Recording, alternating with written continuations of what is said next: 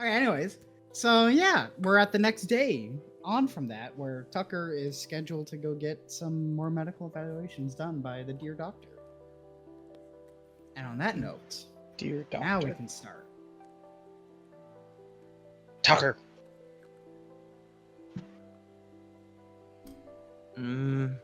What?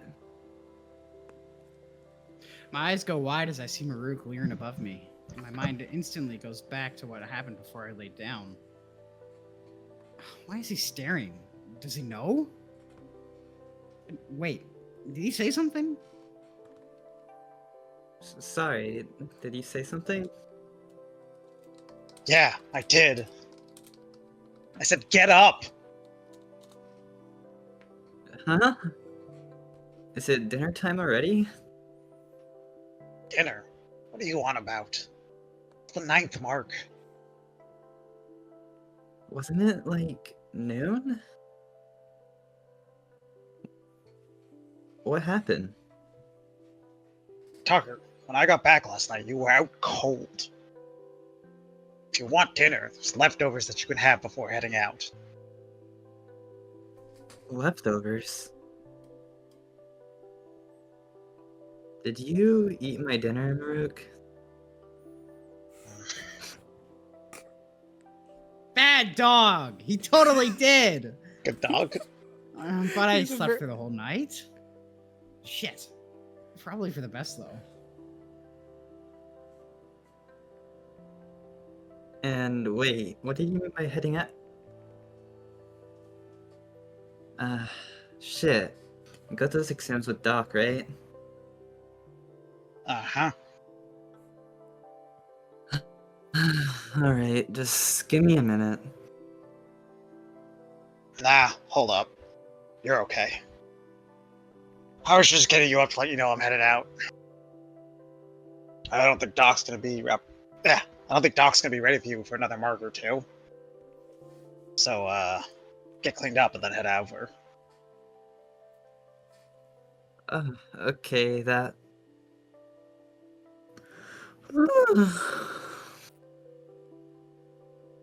Thanks. Uh-huh. He stands around awkwardly before coughing into a paw and speaking up. So, don't be upset or nothing, but I told T to come over and walk you to Doc's today. Marruk, I can get there myself. I know, but after yesterday, we're all a bit spooked, alright? At least this way you won't be wandering off again. He winks to try and cut the tension. I simply pout and turn away. Look, you got through this and you got a whole day to just relax, alright? I won't even get on your ass about getting up on time. I doubt that. You got me. But really, this is just temporary, okay? I promise. Poker face or not, I believe him. Fine. Good. Now rest up and I'll see you later, yeah? Mm-hmm. Catch you later, kid. I can't help but crack a small smile as he pats on my shoulder before heading out. I hold my breath until he's out of earshot. I let out a deep breath. It's fine. This probably won't be a permanent thing. I mean, it's not like they took away my terminal key. My eye snaps my jacket and I pull it over. Oh, it's still there, thank the eye. Hey, what am I gonna do about last night, though? I don't know if I can deal with those perfectly safe for work and not safe for work thoughts right now. Not here. Rubbing my eyes, I get up and stretch, heading into the shower. I might as well get ready. I imagine I have a big day ahead of me.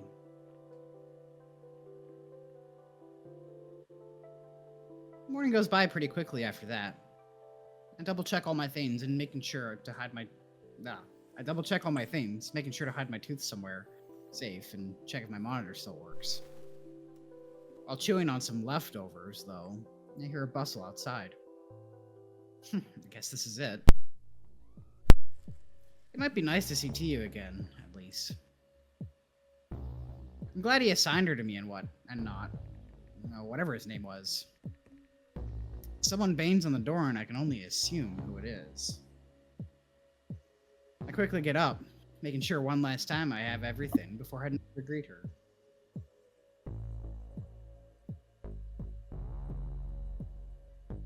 Hey to you. Good morning. I know what you did. Oh, how fast can I barricade the door? I'm scrambling to find a way to lock a sliding door. She knocks again. Come on out, Tiny. I promise I won't hurt you. Ye much. Oh god, I really didn't think this through.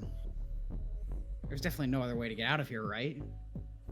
I mean, maybe I could crawl through the vents. I'm sure Rowan could find me in. The door opens.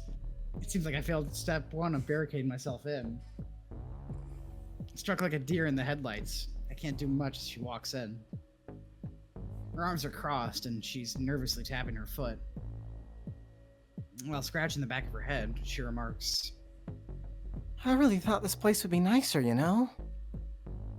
At least a bit bigger for okay, sorry, I thought I skipped the line. At least a bit bigger for someone of Marruk's position. Although I do love the walls. Coral's a good color for him. Has she never been here before? I thought they must have hung out a bit before, right? You think we could talk for a minute, Tucker? Feeling a bit disarmed, I take a few slow breaths before giving her a thumbs up. Oh, thanks. She I'll make it instinctively quick. sits on Marruk's bed as like...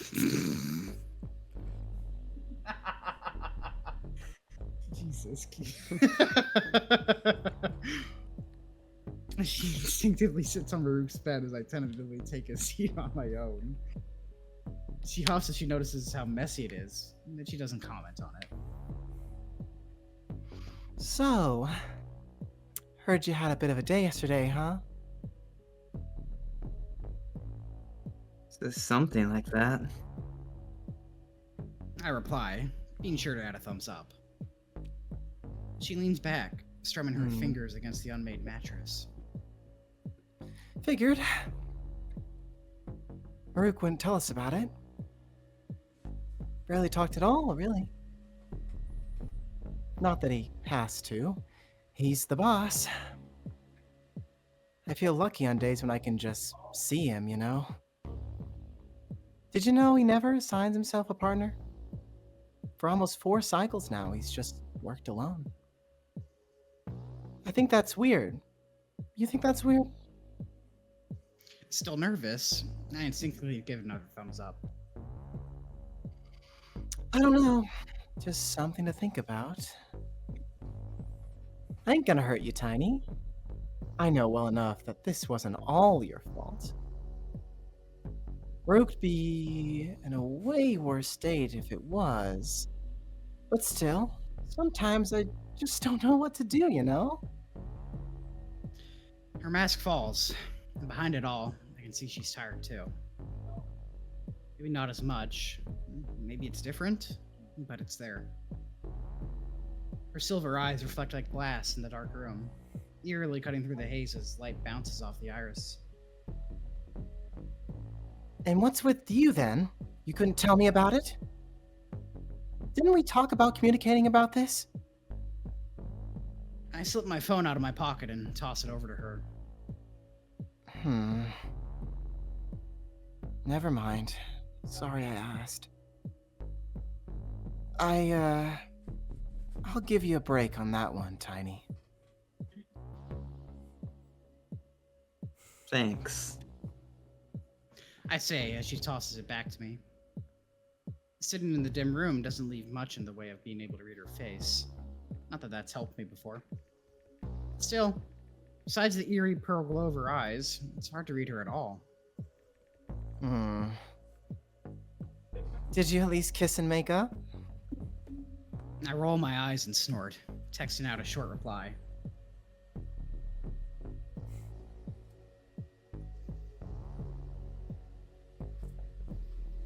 Dwayne, you can read this.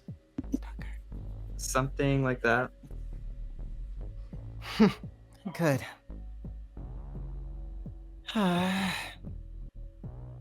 As determined as ever, and with a few deep breaths, she's back to normal. Well, come on then. I gotta get you to the medical wing or Grumpy will have my hide. I laugh it off and dust myself off, getting ready to head out. It seems a return to form for her, and she marches out of the room, so patiently waiting for me. With nothing better to do, I lock up and fall behind.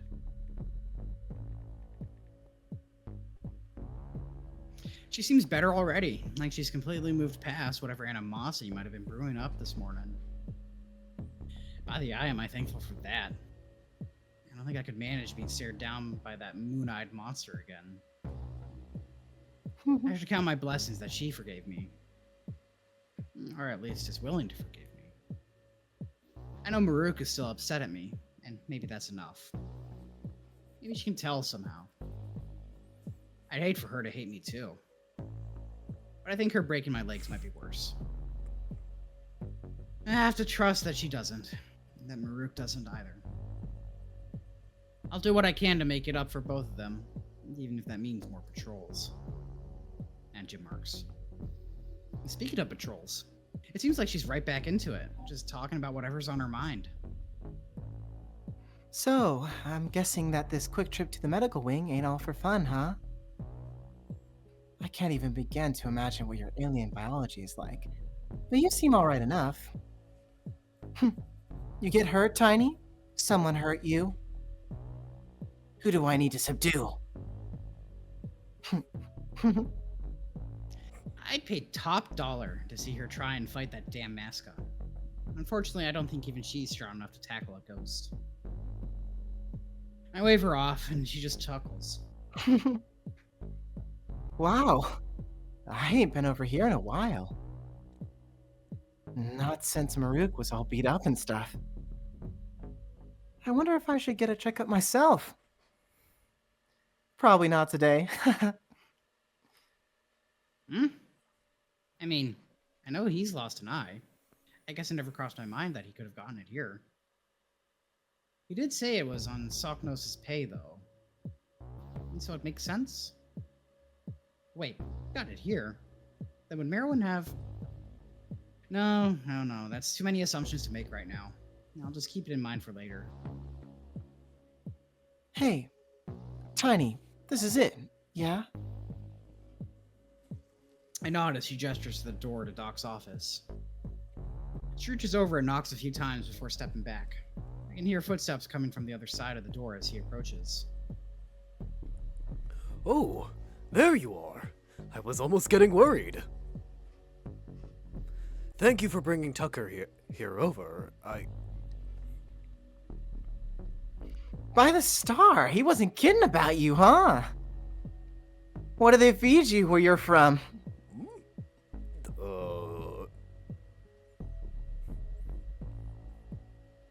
Humor. Food? It's nice to meet you. I'm Dr. Marrowyn Seno, and you are? To you. I'll start to you. First sergeant or something like that. Oh, that makes sense. Marruk's spoken about you before. You're his second in command, no? He speaks highly of you, I might add. The lieutenant speaks highly of me? Oh, well. Isn't he just the sweetest Karen ever, huh? You know, he really ain't as tough as he makes out to be. You'll have to tell me more about it sometime. Well,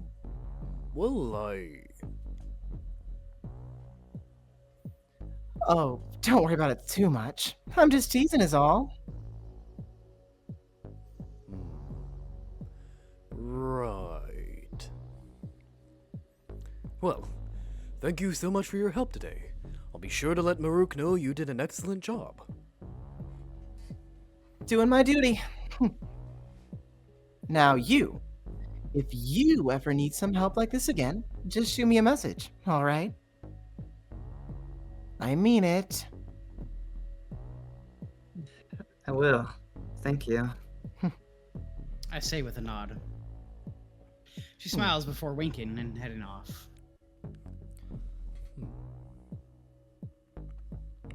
She seems nice. She is. A bit of a handful, though, no?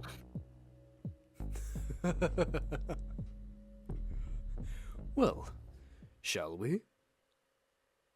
Right. Let's get this over with.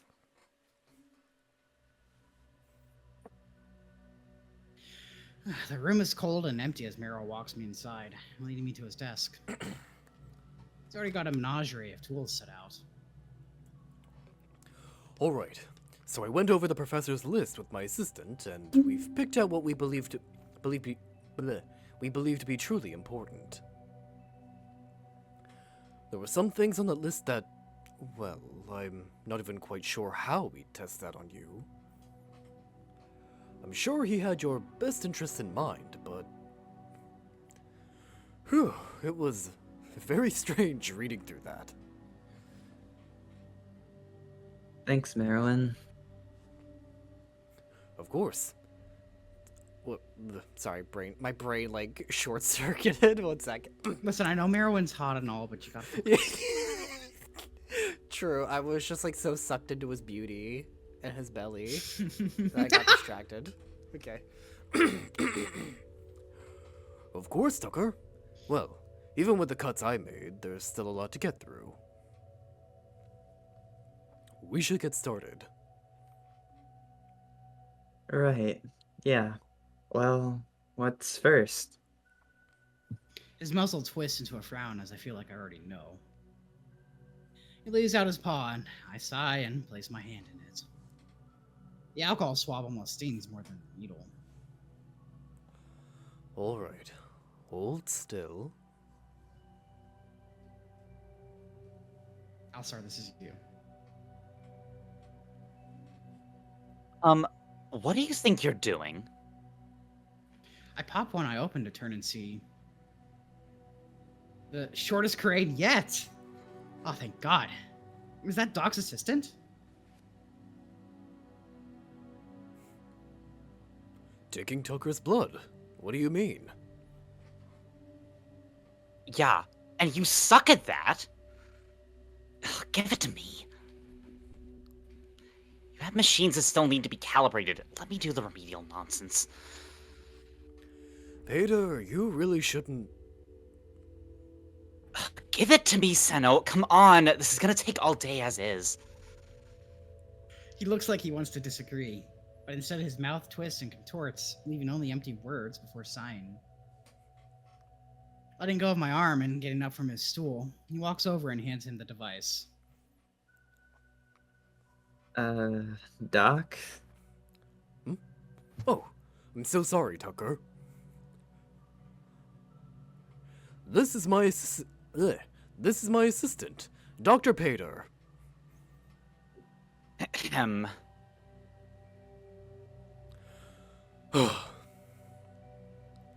Assistant Director Dr. Verisian Patyr. Thank you.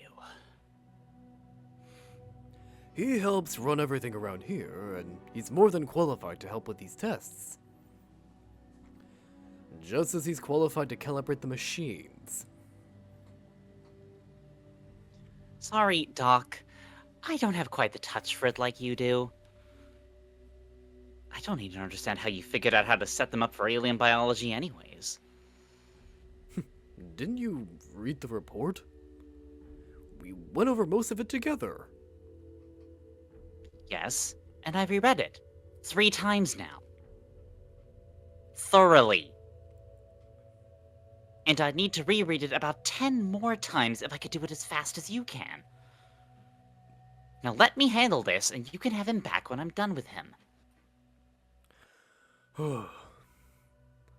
If he's too much of a handful, Tucker, just let me know. It won't happen. I'm the best assistant you ever had. Doc curses under his breath as he lumbers away. Are all of my guardian's assistants like this? Patyr goes about double-checking all the tools before turning to me, hiking up his stool a few times to be more on level. Introductions aside, I'll do my best to take care of you here. I just like giving Dr. Seno a hard time. He winks and continues. Paw, please.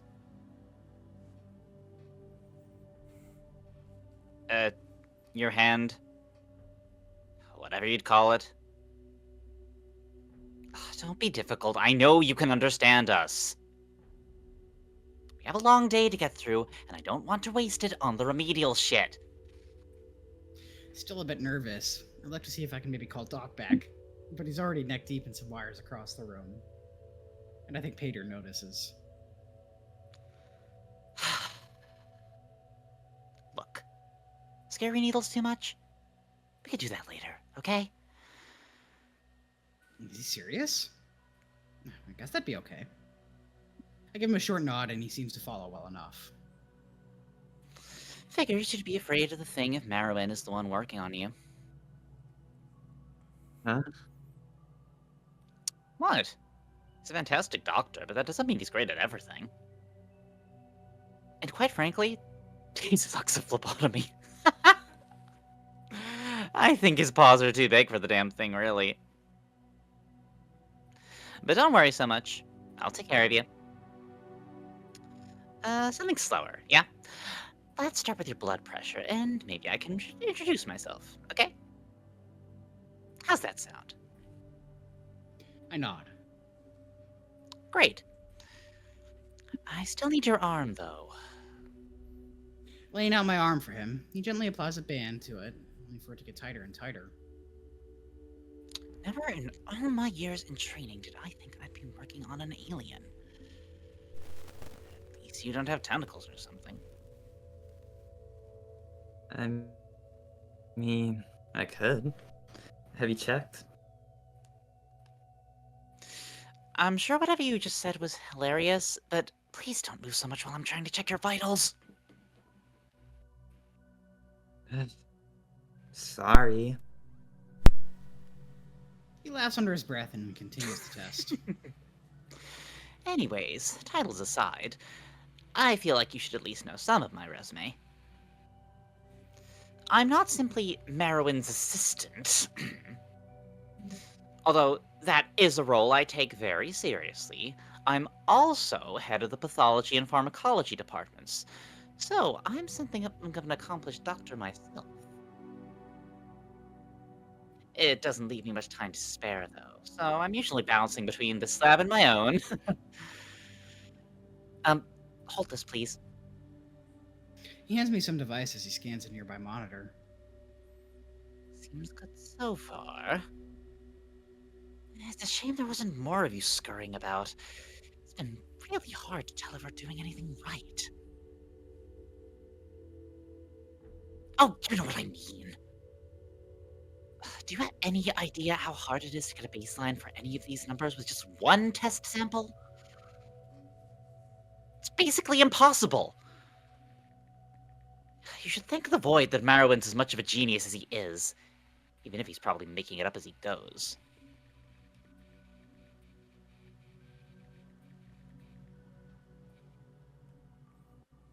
Oh, sorry. Patyr, I can hear you, you know. Oh, I know, Seno. Doc grumbles again before sticking his head back into the side of Patronizing another little machine. sheepish shit.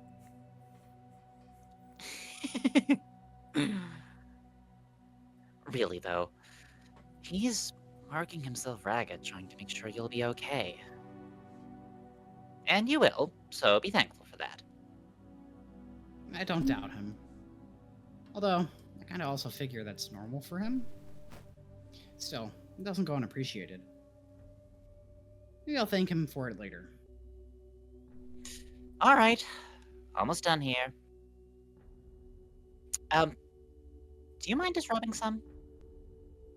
I'd like to check your wounds. It can best be your jacket and your shirt if you're worried. Obliging, I remove my tops, slightly shivering already as the air covers my exposed back. Yeah, it's basically gone already. Glad to see Weaver's work on you if anything were to happen again. Let's hope it doesn't come to that, though. All right, deep breath in. I feel a stethoscope of some kind on my back as I take in a cold breath. Sounds like what Marrowyn explained. Have you had any other persistent issues? Well, oh, right. You seem fine enough. Just a few more things to go through here. Could you hold on a minute? He scurries off and searches through some drawers for something as I put my shirt back on. Walking back, he seems to have some gauze of some kind in his paw. Here, wrap a bit of this around your finger. We can run 2 tests at once. Hmm. Did he not do this with you already? It's a simple test, really. I just want to test your jaw strength. You put some gauze on your finger, and I'll measure how damaged it is. Also, it's a good way to collect a saliva sample without those nasty swabs. It sounds strange, but he'd know better after all. Wrapping a small bit around my pointer finger, I go in for the kill and... Hey, back straight. Head on the side. Huh? I need to be able to see your teeth. It's not that hard, come on. Eyes forward, 2. And on 3, okay?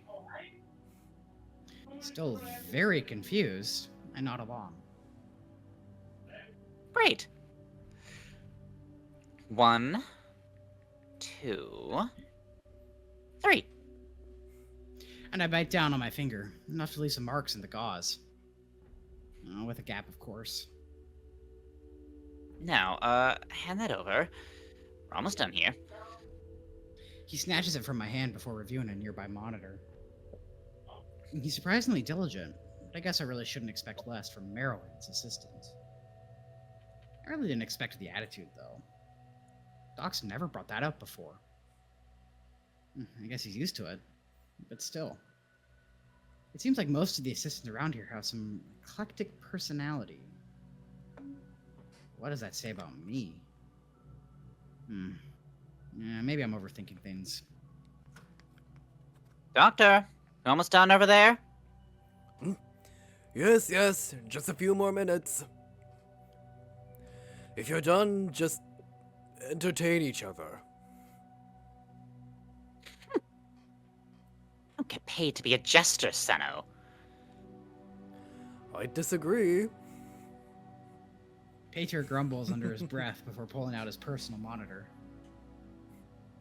It seems similar to the one Milo Cat was carrying, albeit with less charms.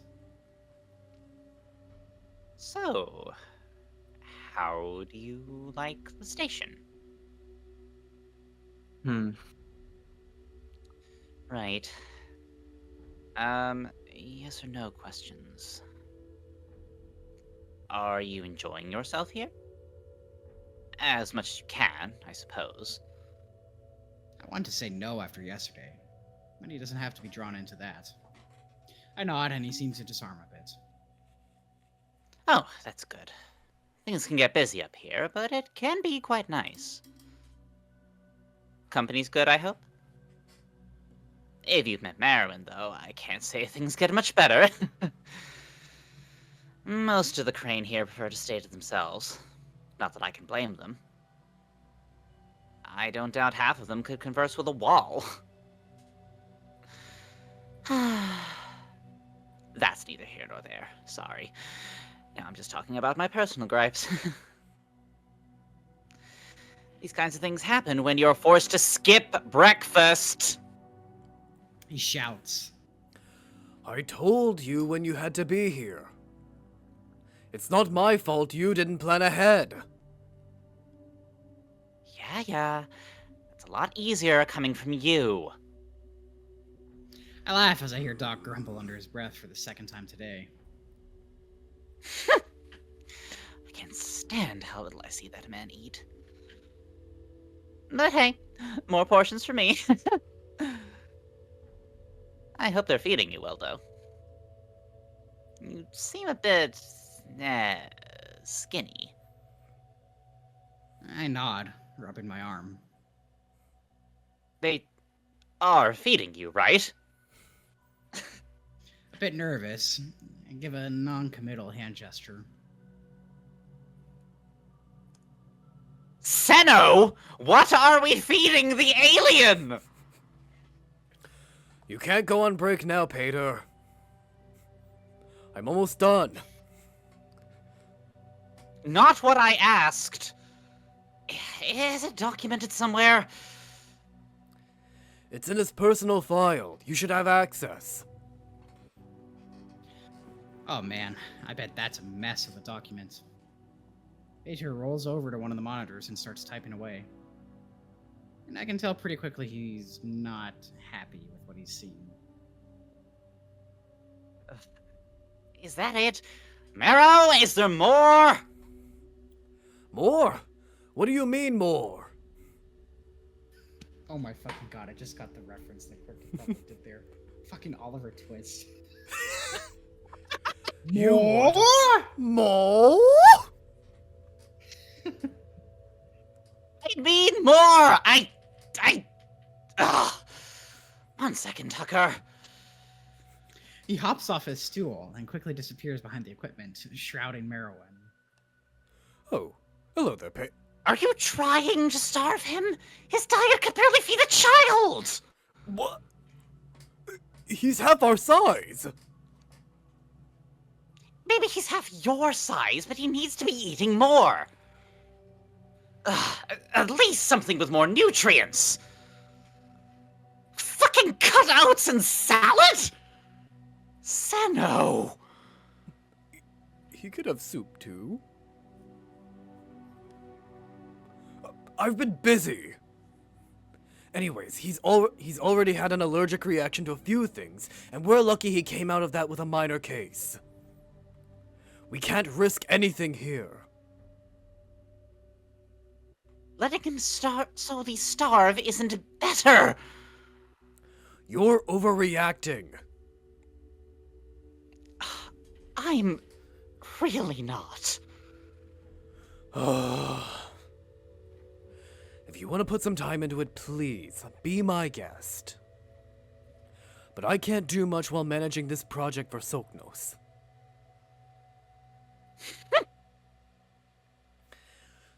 Patyr, don't be difficult about this. I'll be happy about it when I know what's actually going on, okay?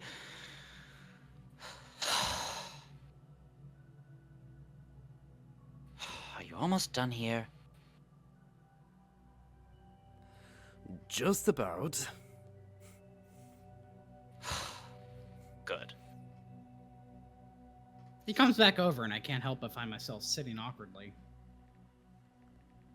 Wait, he yelled his boss? For me?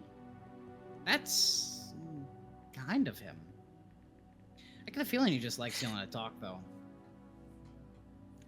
Sorry about that. I see I have to take care of everything around here. Once we get some results here, I can probably start a list of prospective foods for you. Whether or not we can get you to eat it is another question. In any case, there's always dietary supplements. Pills, or tablets, or something like that. It's not really the best solution, but if your tests do end up showing signs of deficiency since last time, we can at least fix that.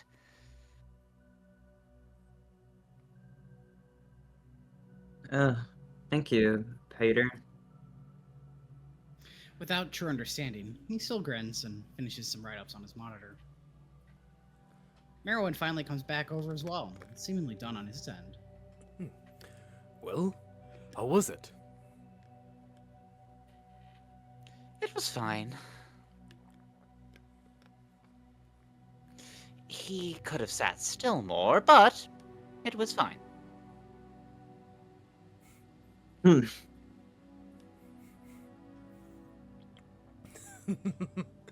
Trust me, Tucker. Coming from him, that's a compliment. Thanks? Alright, well, I'm going to leave you two to this for a while. I've got to go run some tests, but send me whatever data you have, and I'll see what I can do. Wait, don't you still have to take my blood? Patyr, have you taken a blood sample to test today? Oh, yeah. He pulls a red vial from his coat, leaving me stunned. What? What? Confused? You should have seen him, Marrowyn. He was gnawing away on his finger like a teething kit. Didn't even feel the needle. What? What about the bite force test? The what? That's not a thing, Tucker.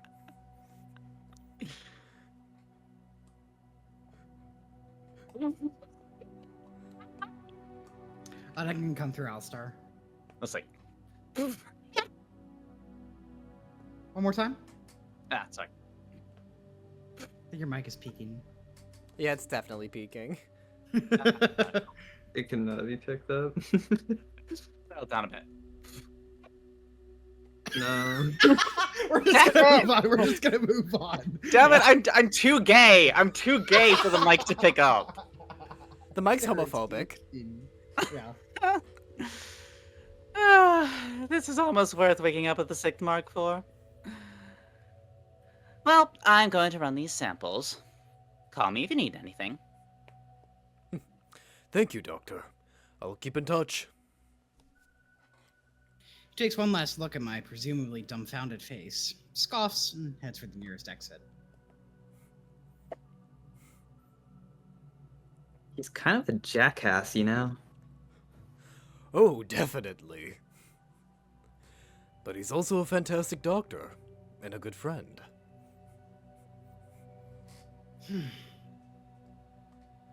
If you say so. He seems nice, though. Besides the whole... whatever that was. Although... are you two okay? You got a bit heated there. Hmm? Oh, that was nothing. You should see him when he's really angry. He's not wrong when it comes to your diet. I really do apologize for my lack of progress there. We'll know after today where to focus our efforts in that regard. It's alright, Marrowyn. I understand. I'd love some more options, though. Yes, well, I'll see what he comes up with, and if that's not enough, I'll figure something out. Anyways, shall we? Yeah, right. So, what's first anyways? First would be this over here. He says he leads me back to the large circular device at the back of the room. You may still be familiar with this one. You've been through it once already. The door opens and a bed-like protrusion comes out of the wall. Right. X-rays or something, yeah? Mm-hmm. The professor asked for a frankly stunning amount of internal scans to be done. Something that would have been Your mic cut out a bit there, K9. Oh, sorry. Mhm. The professor asked for a, frankly, stunning amount of internal scans to be done. Something that would have been, well, a bit more intrusive than I would have liked. So I condensed the list and selected the ones I thought would be best. And he'll be okay with that? He's not with the one with 3 medical degrees, so he'll have to live with it. Anyways, some of the things he asked for were excessive anyways. For example, he asked me that I try to do a complete internal biopsy, maybe even take some marrow samples. Whereas we can clearly just do some internal scans instead. Oh, like an MRI or something? We have that technology back at home is all. Ah, that's good. So you understand some of what's happening then. I mean, for me, it just boils down to sitting still for a few marks, but yeah, I get it. Well, we should get started then. Do you mind taking your shoes off and emptying your pockets? Any number of miscellaneous things could interfere with the test. Oh yeah, no problem. Thank you. Now, don't worry too much about this first one. I can sit with you here while we do it. I will just ask that you try and sit still. Yeah, of course. Mind helping me up? He offers a pause. I slip into the device. Oh, it's immediately colder in here somehow. But I manage to rest my arms at my sides as the machine slips me into the wall. Can't see, but I think he's seated just above my head. I hear him flipping through some documents and talking under his breath. The dim lights move in a hypnotic pattern on the ceiling, only a foot or two from my face. What is this Socknose project anyways? Hmm? The one you keep talking about. Some big new thing coming in, yeah? Oh, well, clearance aside, I suppose I can tell you. Clearance? Is it really that secretive? It's less so much about it's less so much a secret and more so just proper procedure. I haven't even told Patyr all of the specifics yet. Really? I can't imagine he's happy about that. He's used to it. He's been at Socknos longer than I have. That's surprising. Is it? Well, kind of. I figured since your dad, or since the professor was so prolific, you'd have been around since, well, you were qualified. I worked for some subsidiaries for a while. That doesn't mean I wasn't here working on the station. I just wasn't a Socknos employee. Ah, so it's semantics. Are you sure you want to start arguing with me? I could forget to take you out of here. I could forget to take you out of there in a mark or two. I have been busy after all. And let me starve? You'd never. You're not hungry, are you? I hear him almost whimper. No, Marrowyn, I'm fine. Thank you. But that's kind of cool still. I forget that everyone here works for Socknos. It feels like that at times, but no. I don't really know how ubiquitous Socknos is outside of this place. I can only imagine they're pretty damn important. They basically seem like an arm of the government at this point. So...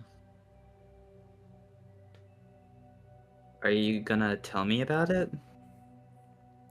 Oh, It's not as exciting as you might imagine.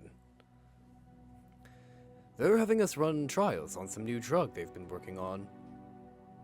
Something about bone and muscle atrophy in spaceborne individuals. That's a thing that happens on stations with no gravity if you're not careful. It's not really fatal, mind you, but it still is something we need to overcome for long-term sustainability. That sounds pretty important. Is that something you want to be working on, though? If it ends up helping people, then of course. But it just as likely could fail to pass the trial stages. That must be rough for him. Working on something for months only to have it shelved because it can just be can't blah blah blah blah blah. That must be rough for him. Working on something for months only to have it shelved because it just can't be done at the time. So what's up with all the boxes and the new equipment?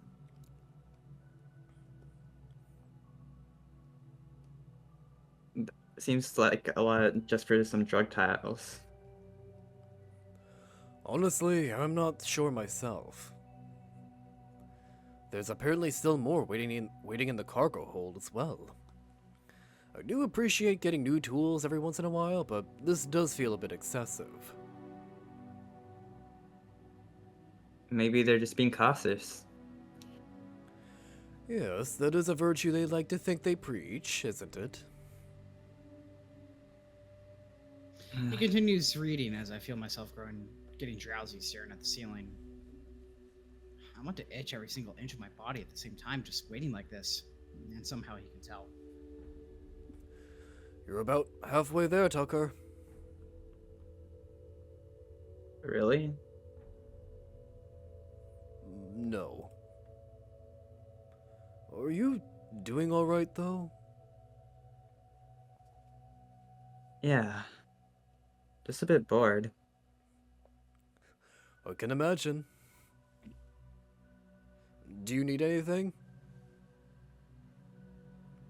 Not really, but talking helps. Anything cross your mind? I don't really understand something. Maybe you can help me figure it out? Okay. What is it? You talked about other stations before, but I don't understand. Are there just civilians living in space? It's a bit complicated. There are various orbital and low orbiting stations around most of the planets in our system, but they aren't like this one. Some house civilians or entire communities, and some are strictly for research or government business. Very few of them have gravity. The ones in low orbit do, but those are really only on EAO, and are different in their own right. Here said something about that, I think. Yes, he worked there for a time, I believe. So, wait, why do people live on the stations then? Don't you have like 3 planets you could be on instead? Why live anywhere? Societal reasons, socioeconomic reasons, it's a whole bevy of issues. For EAO, it's mainly the issue of overpopulation. If you can't create enough cities on the ground, make them in the sky. Not everyone wants to move to Urium or Reich, and even fewer still can. Space travel may be easier for us than it is for your species, but it's still not an easy process, and it's far from being wholly commercialized. You didn't mention EAO had an overpopulation issue. I didn't mention a lot of things about the planets, Tucker.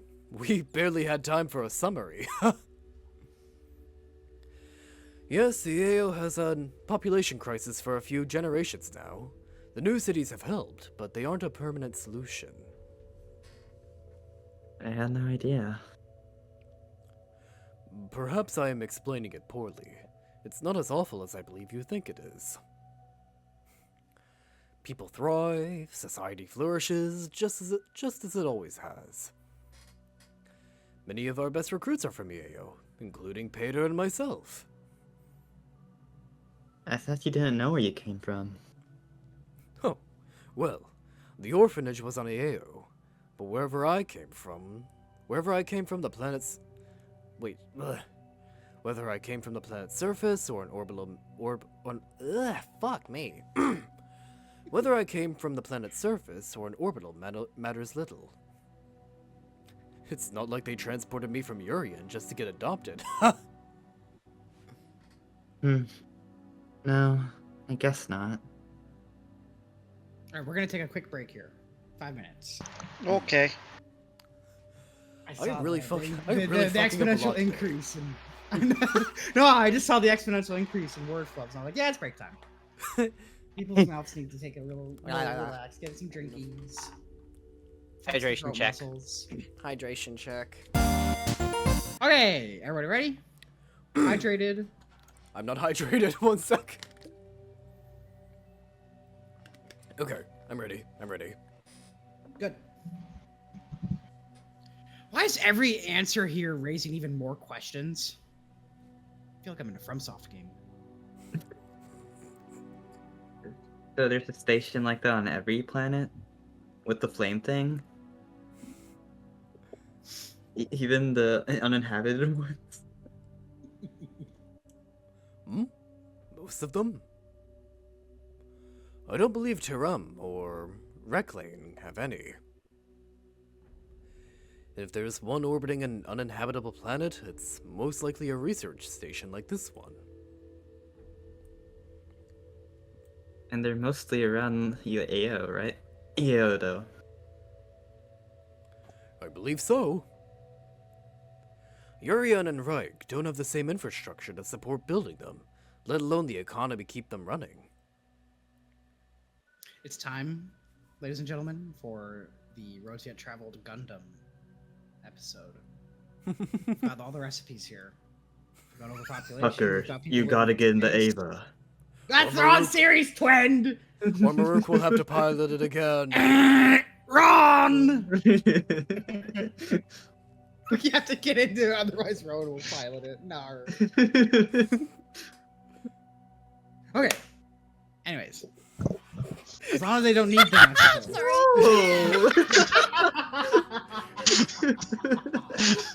I hate that. Get in the mascot, Tucker. Just go on, get in there, get that. Just like pushing It's him not in. Five Nights at Freddy's. Sorry.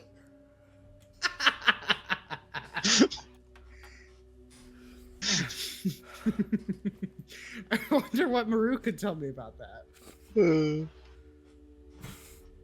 Oh, thanks for explaining that.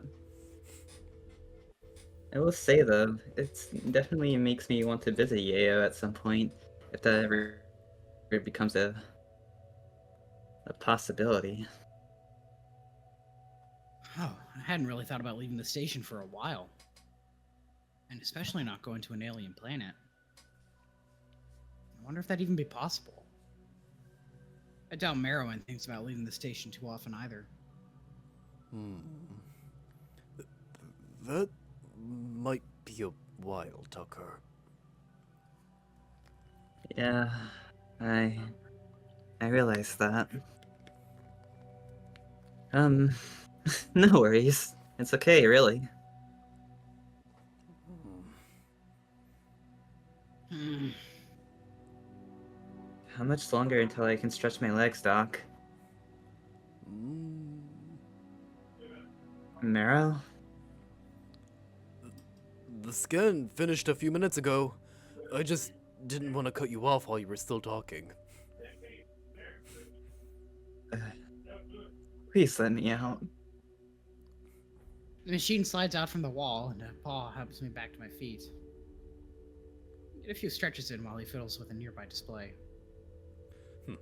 So, this was your first X-ray from a few days ago, and this one is from today. And two almost identical images appear on a screen in front of me. It's like a really strange game of spot the difference as I look for any changes in my bones. I think I noticed something on one of my legs. When I point it out, Doc waves it off as superficial.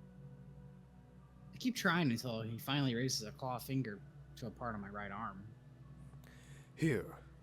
This could be some small fracture of some kind. Do you mind if I feel it? Huh? Oh, my arm? Yeah, sure. Turning to the side, I raise my arm for him, and he gently starts pressing down where he thinks the damage might be. Do you feel anything? Anything at all? I feel some really soft paws pressing into me, but not much beyond that. Not really. You can press harder, if that helps. No, you'd be able to feel it by now. Well, at least this scan came out negative. I'm sure the rest will too, so don't worry. Tucker? I think we might have to do part of the scan over again. I see an issue here. What's wrong, Doc? He raises a paw to the diagram, pointing to my jaw. Oh, right. About that. What? That's, not an error. Tentatively, I smile, pointing at the gap between my teeth. Marrowyn leans over, and I watch as his eyes narrow in and on the wound before going wide with shock. Should I even ask how that happened? I think you already know. He brings his paw to his face, dragging them down to his long muzzle as he lets out a labored sigh. Does it hurt? Your wound. Does it hurt anymore? No. It's okay now. Thank you. Well, let me know if it begins to cause any discomfort. I'll see what I can do about it. In the meantime, do you mind coming over here? He gets up and heads over to another machine. What's this one gonna do to me? Hopefully nothing, but it should give a good idea of the structure of your nervous and circulatory systems. Like my lungs? More like your veins. I know it may seem a bit unnecessary with your lack of fur, but it'll give us more to work with. Helping me up onto the table, I lay down as the reins on the machine whir to life, moving up and down in an almost disorienting pattern. This shouldn't take nearly as long. I'm gonna go get some things ready while you wait. Is that alright? Oh, sure. More tests? Lunch, actually. I believe Patyr has something to report, so he'll be back as well. Yeah, sure. Go for it. He smiles and steps away, marching off and digging through one of the fridges in the back of the room as his tail lolls behind him. I'm still amazed he hasn't knocked over anything with that damn thing. Being able to see the rest of the room is quite nice, even if I can't move still. Time slips by as the rings do their best to lull me to sleep. Before I know it, a large paw is being offered, and I get myself up off the scanner. I hope that was alright. Nothing too horrible? Was that it? I almost fell asleep there for a minute. Well, not all of the tests have to be terrible. Not that, they are terrible, just terribly important. His massive grin implies that was a joke, but I unfortunately can't make myself laugh, even if he did try his hardest. Patyr should be here soon. If you'd like to take a seat. I nod, graciously taking some assistance to get up on one of the stools and resting on the empty desk. Marrow goes about preparing some of the scans for review while musing to himself about, well, something. Can't quite hear him, but his muted tone speaks volumes. Almost he sounds disappointed. I hope that he's just bored with how good and healthy and totally not worrying my scans are. I see charts come up and his expression shift. I want to ask what's wrong. The second I breathe in to speak up, he walks further away, leaving me with just a sigh. He doesn't seem worried, though, that's for certain. I'll know soon enough. Probably. Whether or not what's wrong with me is physical, mental, or, well, spiritual, there's probably a good chance one of these tests today can figure something out. I doubt it'll explain what I saw, though. As I go to rest my head, the far door opens, and I perk up, seeing a pair of pointy ears peeking out from behind a desk.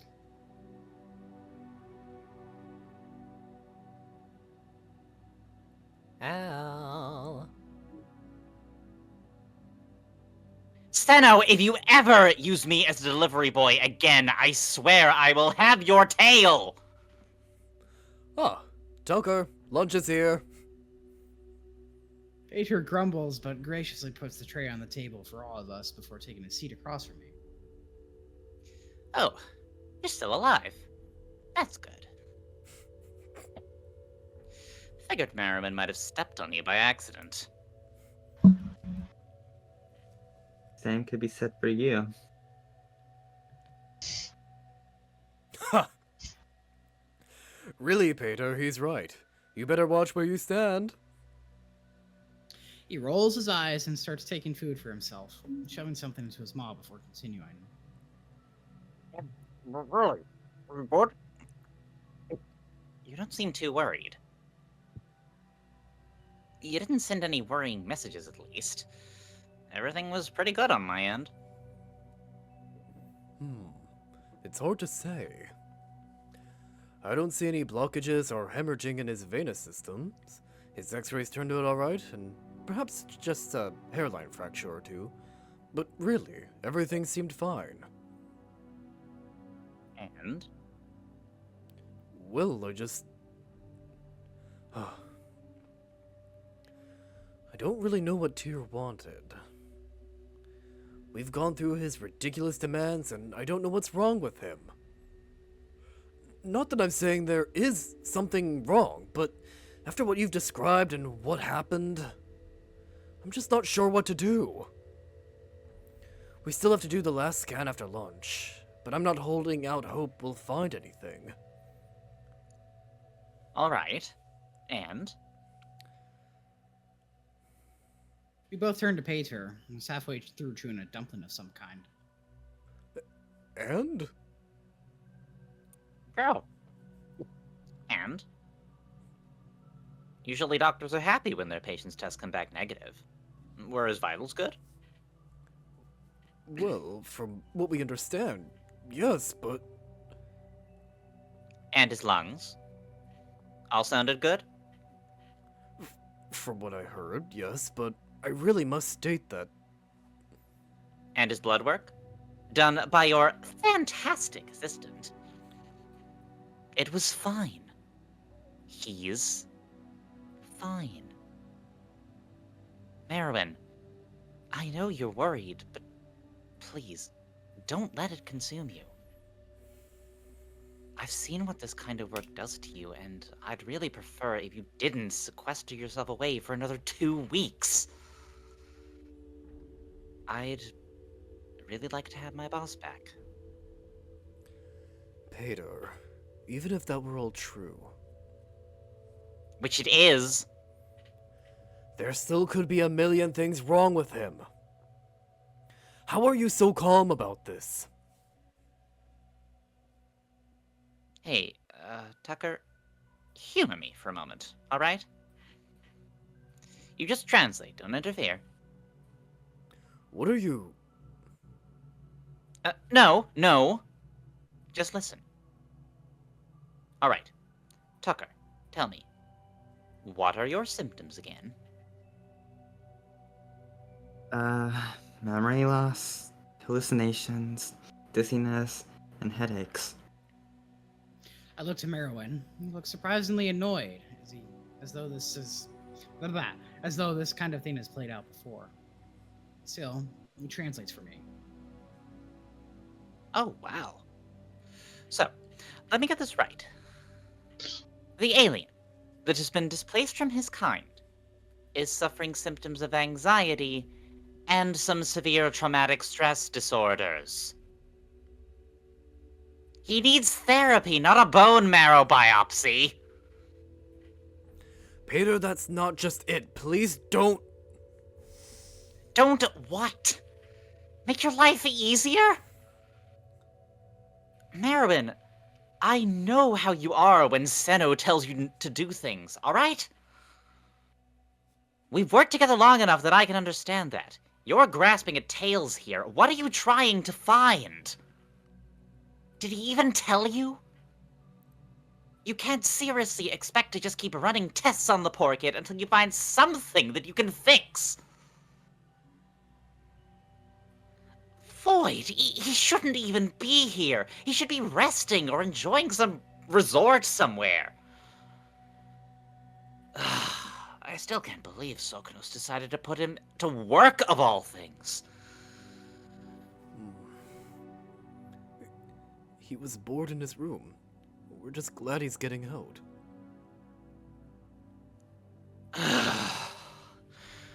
Fine. Whatever. I'm still not going to waste my time on any bullshit he sends your way. Alright? Not gonna stop working on the kid, obviously. But don't waste my time being like this, okay? Well? Verison, please. Show some professionalism. Oh my, things come out. If only you could speak to your father like that.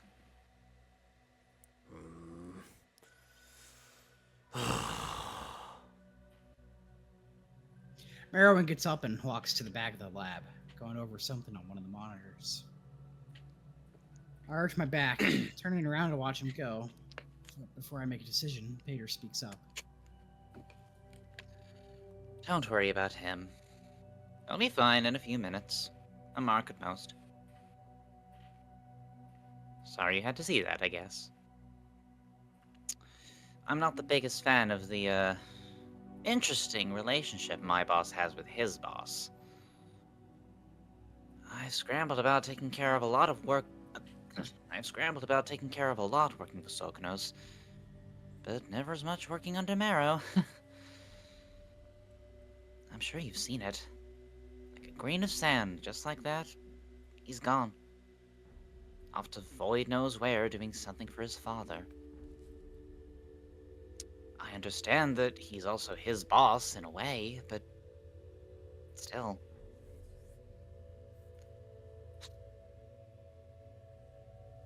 Maybe I just need a vacation.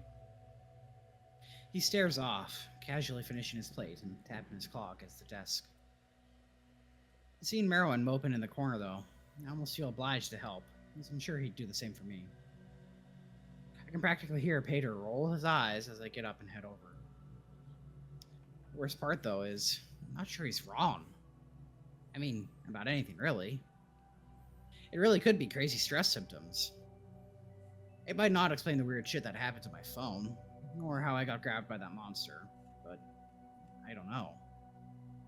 I don't think a doctor would be able to explain those things either way. I think I'm going to need a priest at this point, and a damn good one. Walking up to Marrow, I call out, gently tugging on his jacket.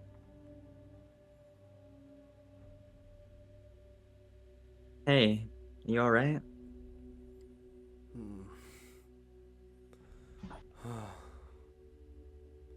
I am. Thank you. Are you sure? I am, truly. It's just... I don't know what I can do for you. And that worries me. Oh, you're not upset? Ugh, no. I'm not blind to how things are. I know my relationship with I know how my relationship with Tyr looks from the outside. It's always been hard to explain.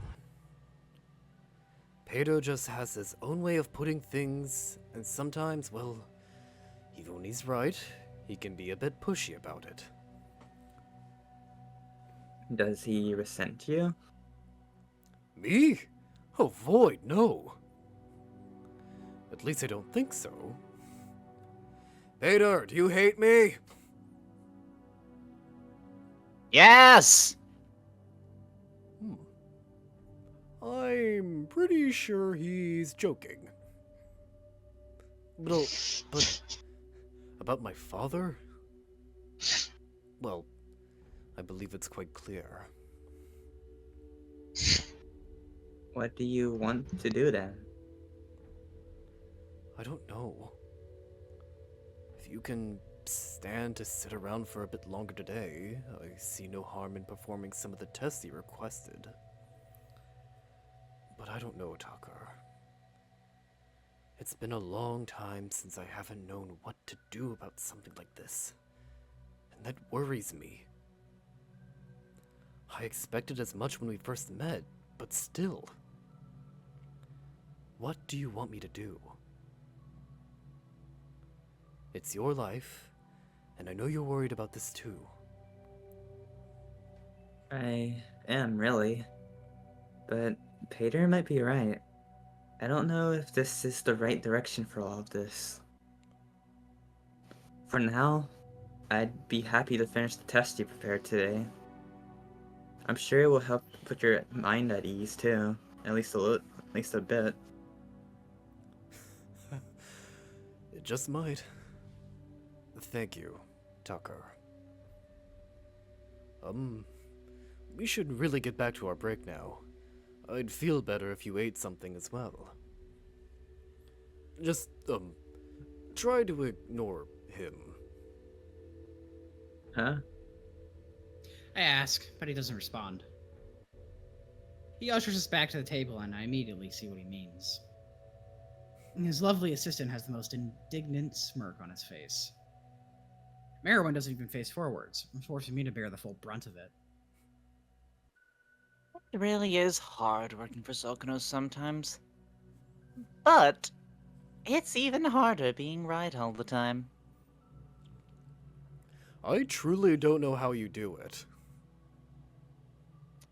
I work out, read up on all the trending practices, eat a balanced diet.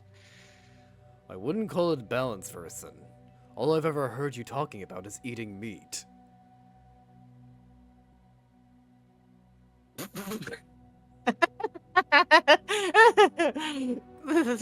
fair, Sano.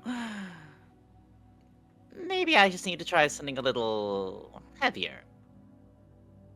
Ugh. What kind of meat does he eat? I whisper to Marrowyn as Patyr cools down. Men. Huh? Sorry. Just men. I did not expect that. Like, I know it was obvious it was a euphemism, but my god.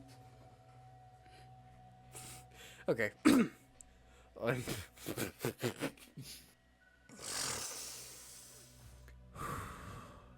I'm good. I'm good. Men. You fucking asshole. God. Okay. Men. Okay. I'm gonna leave this call. I'm sorry. I hate everything right now. I'm sorry. Perhaps I shouldn't have made that remark. It's not an appropriate conversation for this time. Huh? Thought he was of age for his species. What's got you in all a fuss?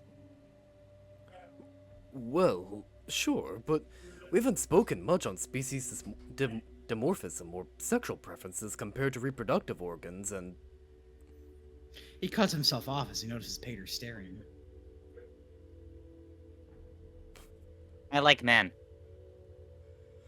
I know that. By the void, I wasn't telling you that. I was telling him. Oh, right. Especially big ones.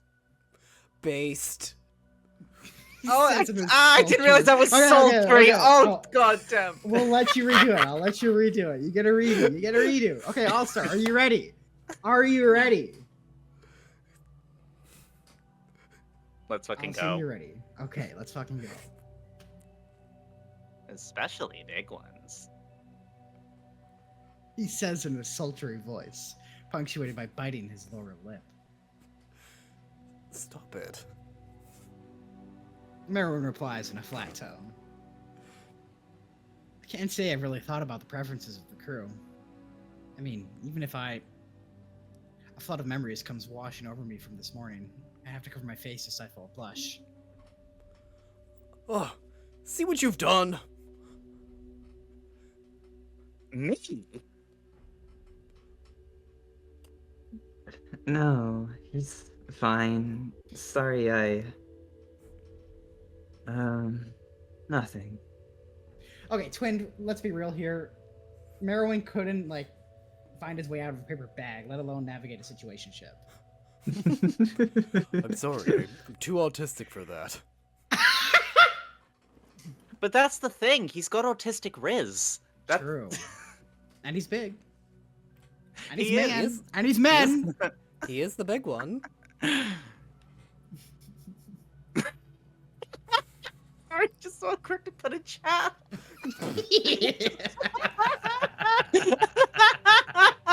I would say I would dub this, but this is going on YouTube, so I'm afraid. That art makes more sense now.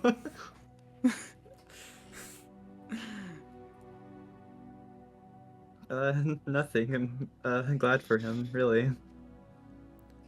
Well, yes, my dear assistant here has a certain proclivity for other Karain of the same gender. Is that something that happens in your species?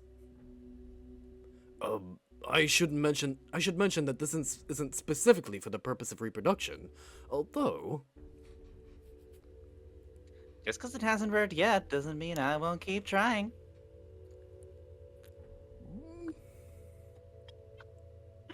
Oh my god, where's the Leo meme? Where's the Leo meme? Isn't it? Oh my stick here somewhere? god. The stickers in the Roads Yet Traveled server make so much sense now. Too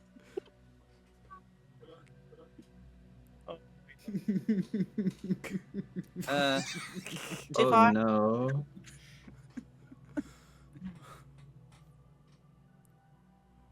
Oh, sorry, go on, go through. Too far? What I'm trying to say is that there are certain individuals of our species who have a preference for a mate that goes beyond that of creating offspring. Does that occur with your species as well? Yeah. I mean, I'm... I don't know if I should say anything more. At least right now. I mean, surely there's no harm in it, right? But I'll give it time. Coward. Oh, so then I don't have to explain further. That's great. I can. Sorry. That was too far. Got it.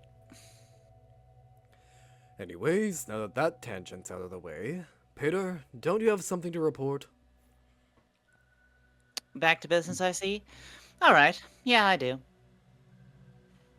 I finished your blood work, Tucker, and it's pretty good. It might take a few days for the allergy cultures to come back, but everything else looks fine. At least as far as we can understand. You haven't caught anything new. I don't see any issues with the red blood cell count or anything like that. These are all, of course, coming from measuring your previous, so they'll never be perfect numbers, but you get the idea. I will say, though, Your diet needs improvement once these tests are finished. Your iron levels are low. You really need to get some meat in you. I'd offer mine, but... Well, actually... Patyr, stop it. Beyond that, everything seems okay. Although, with your permission, Marrowyn, I'd like to start taking things a step further. Hmm? You know I don't like touting my titles for nothing, Senno. I'm talking about vaccines. And if not that, at least some dietary supplements, as I mentioned before. I know you've brought it up before, but are you sure? One mistake and... well... I understand the risks, I do. But we're one carrier away from a catastrophe for Tucker. We've never had any major breakouts here, but if it does happen, I don't want to leave it up to chance.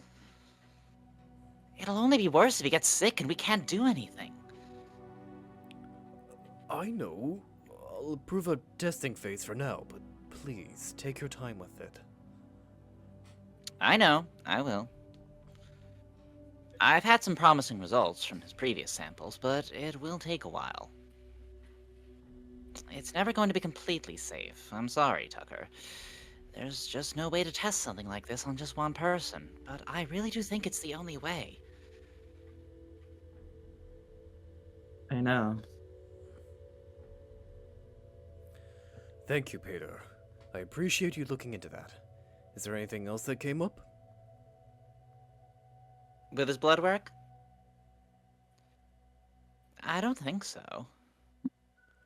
Alright. Well, you can go for the day if you'd like. I think we're just going to do one more scan before we finish up here. What's left? Magnetic resonance. We've seen his internals from when he arrived, but I'd like a better scan.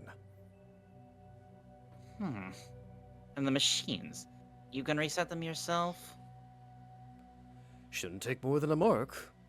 Or two. Alright, I'll come in early and check. Are we still preparing for that Soknos trial? Yes, and it has to be started before they get here. Early shift it is, then. Alright, I'll leave you two alone. Marrowyn. Don't overthink it, alright? Thank you, Patyr. I know. He stands, mouth at a slant, tapping his paw on the desk before relenting and sighing. Whatever he had to say, I guess it can wait.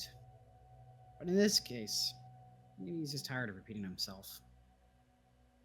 Either way, he offers me a farewell and says he'll be in touch if anything comes up. Marrowyn, however, is already slouched over a console typing away something on his monitor. I can almost see the cogs in his brain turning as I see he clearly hasn't taken Patyr's advice. Ever. I don't want to bother him about it now, though. He's stressed out enough today as is.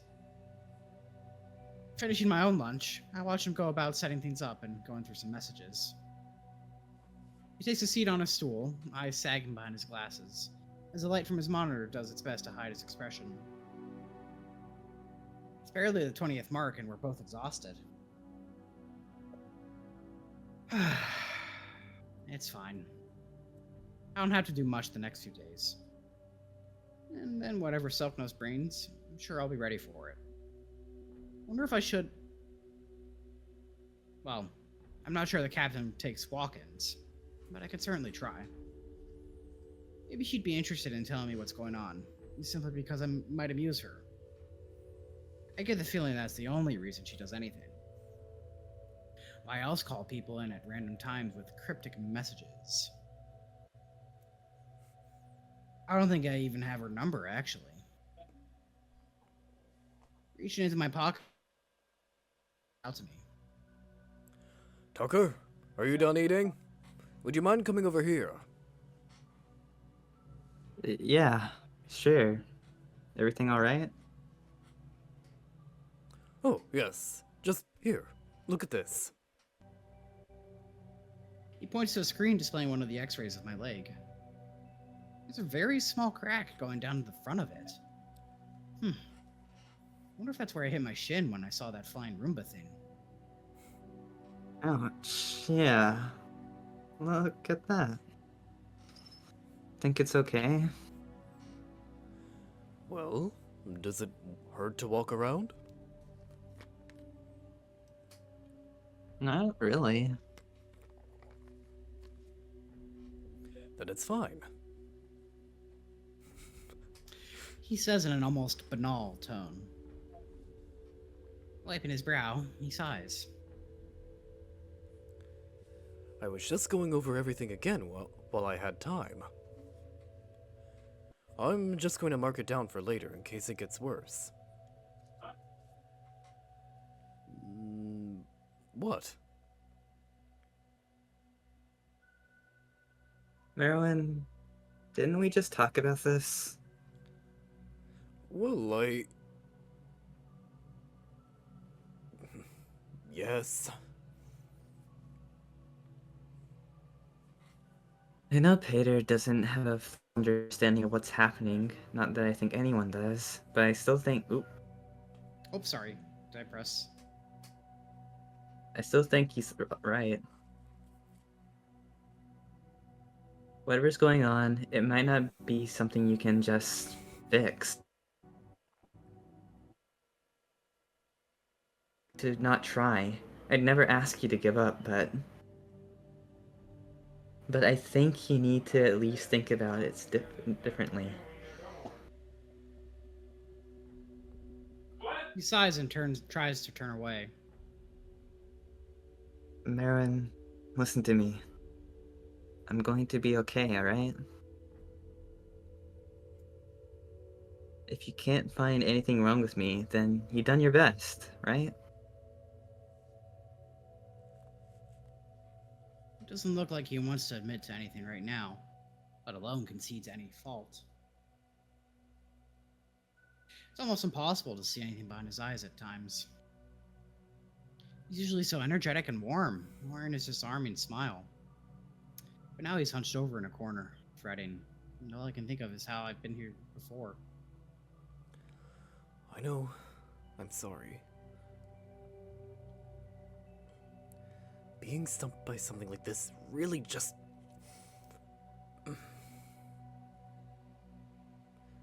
Well, usually I can ask someone for help, but in your case...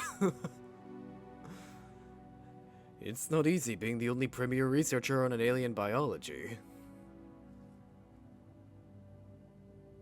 When did you get that title? I've only been here for 2 weeks. Just now. Yeah? And what does the premier researcher think we should do next? By the eye, I was hoping you'd tell me. Well, the last machine should be just about calibrated for you, if you'd like to get that over with. Otherwise, there isn't much to do today until your guardian finishes their shift. So, I'd say we just get this over with. Sounds good. He smiles as he helps me up onto the bed.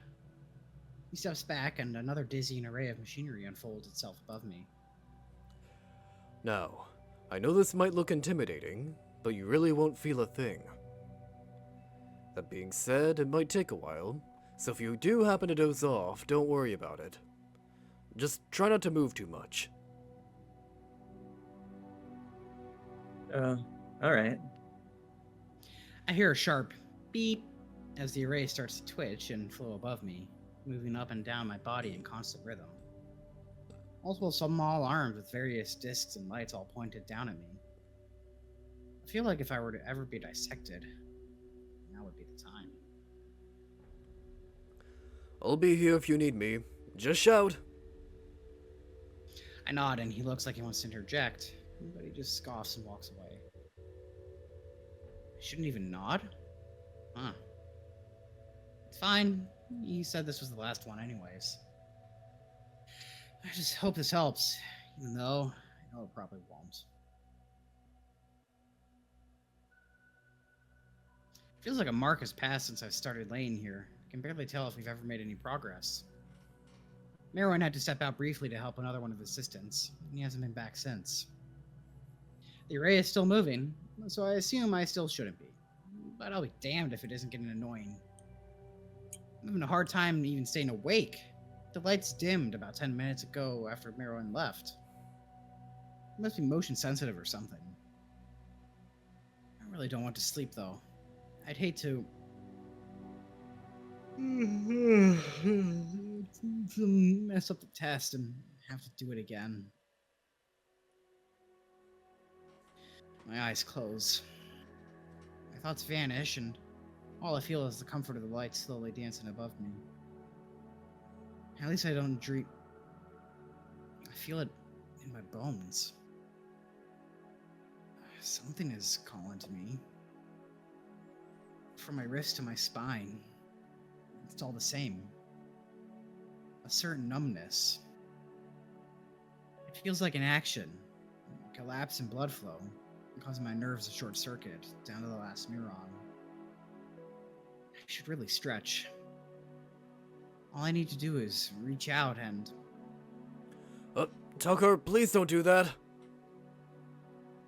My eyes shoot open as Marrowyn grabs my wrist. What? I thought I said not to touch the array. It's quite fragile. Perhaps I forgot. That was my fault. He lets go of my arm and I rub my wrist. It feels numb. What happened? What do you mean? I came back from helping my assistant and you had fallen asleep. Since you didn't need to be awake for the scan, I just decided to let you rest. I'd only noticed you just woke up.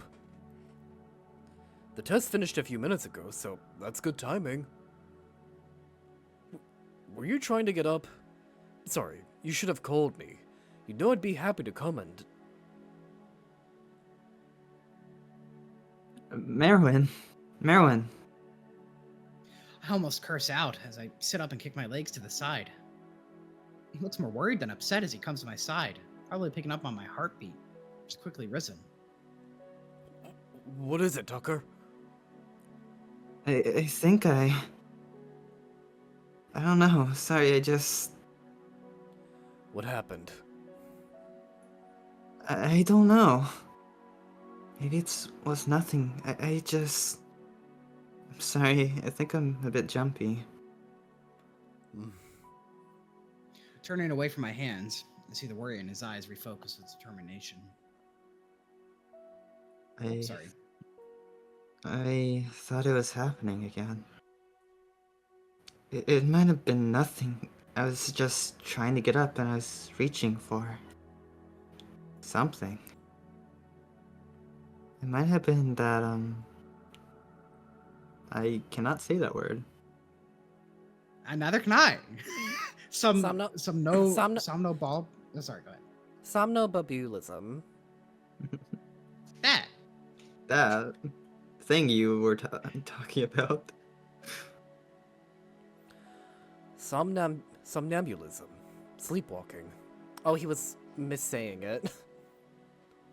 It's possible. Oh my It's God. possible. I'm sorry. I shouldn't have left you. I'm still going to record this, but I'm worried it's happening so soon. Perhaps this was too many tests for the day. You must be stressed and tired, no doubt. Well, the good news is that you're done here for the day. The test finished. The test finished while you were asleep. Well, that's something at least. Any news from Marruk? Ah, let me check. Marruk says he's on his way. He'll probably be here after we go over these results. Did you look at them before I woke? Not yet. Was working over there until I noticed you were awake. They should be ready if you'd like to finish up. Yeah, might as well. I have no idea why Mara wants me to look over these as well, but maybe I can offer some help. I barely know where half my organs are as is, let alone their names. The basics, sure, but beyond that, Void forgive me if he asks me where my gallbladder is. Scoffing, I hop off the table and head over to Marrowyn, who's listlessly typing away at his keyboard. A long day? Something like that. Are you sure you're okay, Tucker? You scared me back there. Right. Am I? Fuck, I mean, I don't even know how to tell if that was anything. I woke up so fast that I've forgotten if I was dreaming or... I think I've had a long day myself. Right. I'm sorry. For... Well, for maybe overreacting about everything you told me and what Tyr asked of me. Or maybe underreacting? Ugh, it's a bit hard to tell. Marrowyn, you're doing your best. As are you, Tucker. He rests his paw on my shoulder, gently patting it before smiling and turning back to the monitor. So, what are we looking for anyway? With this? Well, normally this kind of test is for checking if a patient has any issues with the soft tissues in their bodies. So, your organs and the likes. Since we're not scanning for anything in particular, it will also act as a good frame of reference. Everything here can be translated to a 3D image if we need to, so it's a great way of learning about what's going on inside you. He pokes at my chest and I bat his paw away. But otherwise, not a lot. I'm sorry to say, but if you did have a tumor or something like that, it might not be easy for me to locate. Not that I think you do, there would be other symptoms, but still. Are you sure you're the premier alien researcher on the station? Hey now, I'd like to see anybody else run these tests better. Alright. So, is that it? I ask as a dull monochromatic image pops onto the screen. Ah, yes. He moves the slider, and it's almost as though layer upon layer is hewn away as the image cuts through my body. It's a bit unsettling, honestly. Not the most flattering photo I've ever taken. Ha! Rarely is it.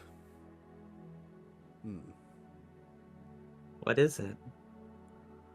I ask, as I notice he can barely take his eyes off the screen. It's just... I've studied Karain. I've even studied some animals. But this? You? A non-EAN life form. You're fascinating, Tucker. I can't help but blush for some reason. I only hope the green lights of the room hide it. Thanks? By all means, it was a compliment. I just never thought I'd be here. Well, it seems like everything worked out okay, but I'm going to need to look over this for a while before I can make any assumptions. Although... He deftly moves the scan, now a view from above, and slowly starts cutting away layers through my head. I'm almost getting a headache looking at it. Although... No, sorry. I thought I saw something. Well, how does it look to you? Bad, honestly. I never thought I'd have to see something like this. Yes, it can be a bit discomforting, I imagine. I've had similar tests done on me before I got my neural. Can't say I saw the results, but I imagine they were equally as unnerving. Well, what do you think of it all then? Of what? I gesture vaguely at the screen. I don't know. Are humans' brains weird? Totally different? Oddly shaped? You tell me. He rearranges his glasses and squints at the monitor. Besides the visual similarities of the lobes and a similar stem structure, I can't say for certain. I'll send it over to Patyr and a few of my other assistants. We'll come over these scans for anything that could be wrong. Don't you worry. Yeah? Alright. Thanks, Doc. He grins before noticing something and pulling out his monitor. Ah, it's about that time as well. Marruk is headed over now to pick you up. Do you have anything else you'd like to go over today before departing? I don't think so. But please, let me know if you find anything. I don't know how much I'll be able to help, but if you see something you don't understand, I'd be happy to try. Of course. I awkwardly smile and stand around before looking around the room. Hey, Marrow. I think I'm going to wait outside, if that's alright. Realizing I've been in this room all day, it's starting to get to me. Is that alright? Oh, of course. Do you want me to wait with you, or will you be alright? I'm just gonna stand next to the door. If I need anything, I'll come back in. Alright, I'll be here if you need me. Thank you for today. Really. I know it might have been a bit of a hassle, but I really think this will help both of us in the long run. I mean it. A sudden rush of unwarranted cynicism tears through me, and I wonder if this will help us all. Blah, blah, blah, blah, blah, blah. A sudden rush of unwarranted cynicism tears through me. I wonder if this will help us, or if it will help Patyr. But I keep it to myself. Simply nodding, I head for the door and make my way outside. Alright, we're pausing there. There's still one more scene to get to, but we are at basically 2 hours. So we'll call it there. So that was a fucking lie. Actually, you know what? There is further ado. I'm gonna go close my balcony door real quick. Close the airlock. You're letting the Karain get out. Don't open that door. The way the clear distance. The clear distance on Jackson's like bike gives me the visual that he's like already in space, just floating about, and I'm just like, well. You just hear Jackson's voice echoing, "I was promised hot gay furry dogs. Where are they?" So true. Okay. Without further ado. It doesn't take long for a certain disgruntled and crimson-clad figure to peek one of the corners, only perking up as he notices me waiting outside. Straightening his stance, he walks over to me with a confused look on his muzzle. Doc kick you out? Something like that. Scan showed I had a bunch of alien worms inside me. Super dangerous. He just wanted to make sure he didn't get infected. You should run if you want to stay safe. Uh-huh. So, what, he got tired of you or something? Nah, I just couldn't stay in that room any longer. Figured I'd wait out here in the fresh air. Yeah. Can't blame you. Well, you ready to go, or? Yeah. Kicking off the wall, I follow behind him, taking our familiar route back to the suite. So, what are you even doing there? I tried to read over some what Doc sent me, but, it's a bit over my pay grade. Honestly, All I did was lay down for a few marks and get irradiated by strange machines. Oh, like X-rays and shit? Pretty much. Hmm. Why? Just curious is all. He's tried to explain some of that shit he does to me before, but I could never really understand it. I had a bunch of that shit done to me when I got this. He gestures to his eye. But, I think they were also checking for, like, shrapnel and shit. Void, I still probably have some metal in me somewhere. Besides your eye? Well, yeah, I mean, I've got... He cuts himself off and turns away with a pout.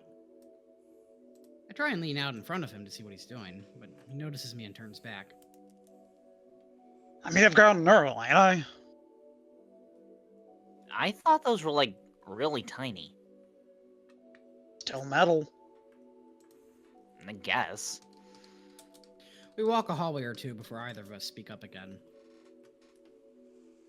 Well, you already know my day was boring. What did you do all day?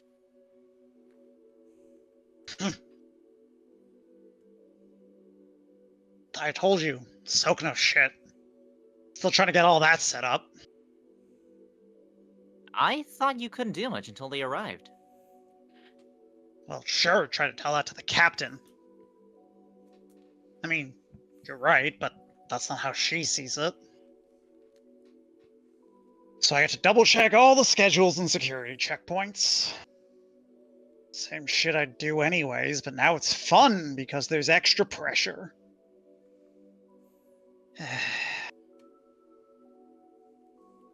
But yeah, mostly spent the day filling out reports and making calls. From to you though, after she picked you up. You did? About what? Just that you were alive mainly. Why? No reason. He's clearly suspicious, but he drops it as we walk down the halls. So, are you off tomorrow? Or are we gonna have to wait and see if you can take off before Silknose gets here? Might have to wait and see. Now that it's clear the captain is keeping an eye on things, I might only have a small window for, whatever it is we're gonna do. You still haven't figured it out? I was a bit busy today, Kit. Anyways, I still want to ask Doc if it's alright to take you. Texted him, but he said he had to ask Patyr about it. Whoever that is. That's his assistant. Short guy, kinda bossy. Oh, shit, I think I've met him actually. I guess I'll reach out tomorrow, see what he says. He'll probably be fine. Okay, if you say so. Shush you. He scoffs as he pats my back. Arriving at our room, he heads into the bathroom to change while I stretch out on my bed. I'm not really sure what we're going to do with the rest of the night. I think it's only the 25th mark or something. Still a bit early to try and sleep. I don't suppose he's in any mood to read me any more reports. I guess we'll figure it out when he's done changing. Stepping out, he hangs up his jacket and squares away his boots before lounging in his chair. He's kicked his feet up and is checking out something on his monitor, wistfully unaware I'm staring at his frankly lax display. He grumbles to himself, working tirelessly at whatever it is he's doing before leaning back. His chair folds back until his head is almost eye level with my own, and a cold blue eye comes into focus. Comfy? Was? Am I interrupting? I could always go. What do you want? Why do you think I want something? I'm bored. It's too early to sleep. Well, entertain yourself. You got a book or something? Marruk. Fine. Give me a tick. He wipes his monitor away and gets up, a confused look on his muzzle as he looks around. I don't know. What do you want to do, Kit? I don't entertain guests often. I'm aware. Slips out, fortunately under my breath. He scratches his ear as he looks through the cabinets until he notices something on his desk. Ah, fuck, I mean... Hmm? Well, I got this, game thing. But I didn't play it in, what, a cycle now? Kinda forgot I had it, honestly. He points to a controller and a box on his desk. See, it's not just background decoration, everybody. I was gonna say Chekhov's controller. Yay! This guy check out his controller. I figured that was some kind of monitor at this point. I've been stuck here for almost a week now, and you're only now telling me I could have been playing video games this whole time? Video game. Singular. I only have the one. Ugh, semantics. Well, yeah, you know now. So it's either this or you can try to figure out something better. I roll my eyes, but concede I'd much rather play whatever singular game he has than sit alone with my thoughts. Yeah, I'd be down to try it. Run your head into a wall. Excuse me? Ah, fuck, idioms don't translate, right? Go for it? Sorry. You, didn't want to turn? Not really. It was a gift. I never played it as is. Okay. Can you at least help me get it set up? Can't you? Ah, right. Yeah, give it here. Handing it over, he sits back down and moves some of the cords around before switching it on. After what looks like a little trial and error, a screen pops up with a small model of a crane holding what looks like a sword and shield. It's pretty low tech in terms of graphics, but I'll be damned if it's not charming. Fantasy? I never figured you'd be into that kind of stuff. What's the title say? Matter of Light. Corrupted Spirit.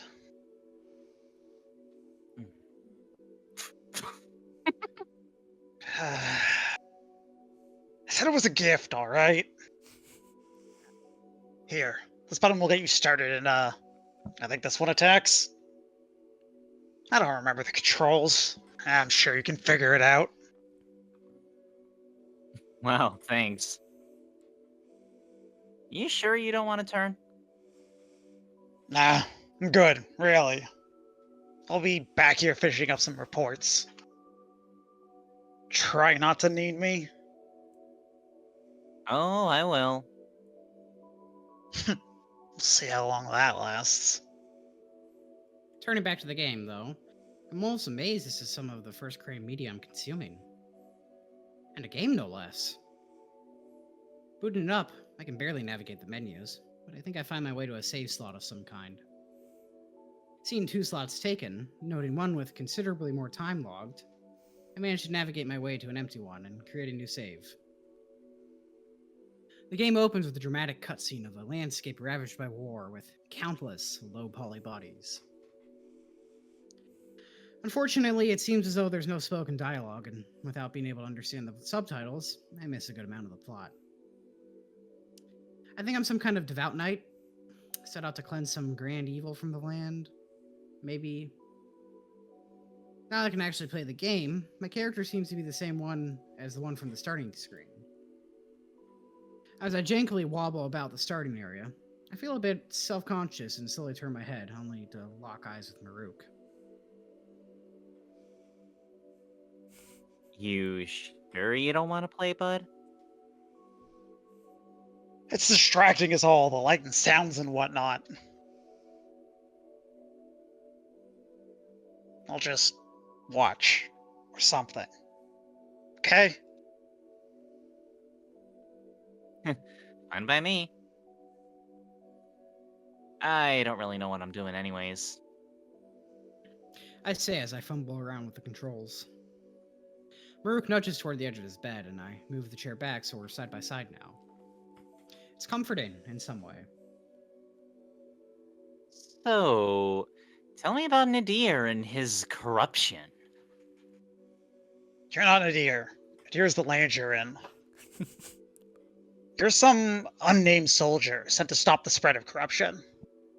Wasn't that in the intro? The one in Korean, the language I can't read. Right. Yeah, it's something like that. Well, anyways, you're here to fix the lands, but you got corrupted yourself. Hey, I'm just in the beginning area, no spoilers. It was in the intro. I'm helping you out here. Oh. Neither of us talk for a good 5 minutes as I wander around and mash through pop-ups I can't read, slowly getting used to the combat system. It feels kind of like a 3D Zelda game, but maybe a little clunkier. The enemies are sure as void meaner. Marruk notices me getting killed and speaks up. I thought humans had this kind of technology.